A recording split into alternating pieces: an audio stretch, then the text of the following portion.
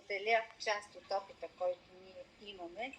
Да, в началото беше много трудно, да, в началото нямахме абсолютно никаква представа с какво се захващаме, нямахме никаква представа какъв ще бъде емоционалният товар върху нас за това да обслужваме тези децата от този спектър. Първо да е предварително уточнение какво се изисква от нас, какво ние трябва да направим, как да бъде подготвено детето по отношение на хранене, сън, прием на медикаменти, част от денонощието, така че да е спазен правилният циркадианен ритъм на дадените хормони или растежни фактори, или каквото ще изследваме, или витамини и микроелементи.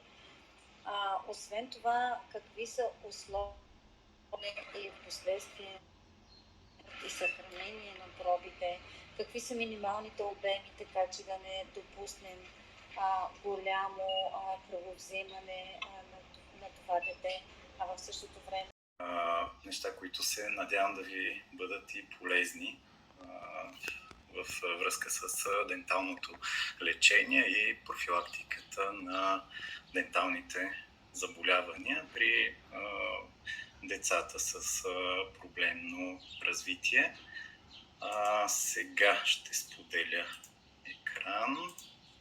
Само да погледна. Аз в своята презентация съм извел като основа профилактиката при децата с аутизъм и именно затова тя е на първо място, както и трябва да бъде. Профилактиката е действието преди лечението, т.е. действието, което ни предпазва от заболяването, а лечението това е медицинското действие, което де факто премахва вече настъпило заболяване. Денталната профилактика е де факто в две направления.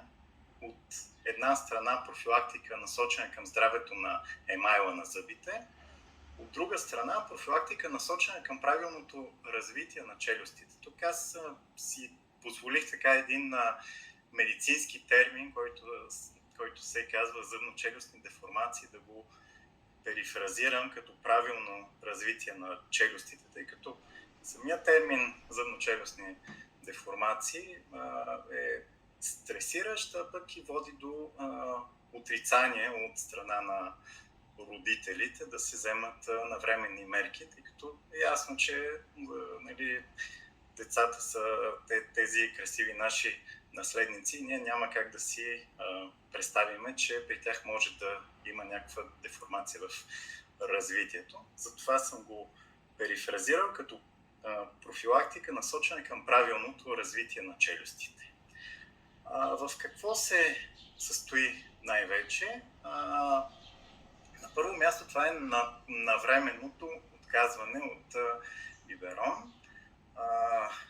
Биберонът е една основна причина за отваряне на оклузията, за стопиране на развитието на долната челюст и за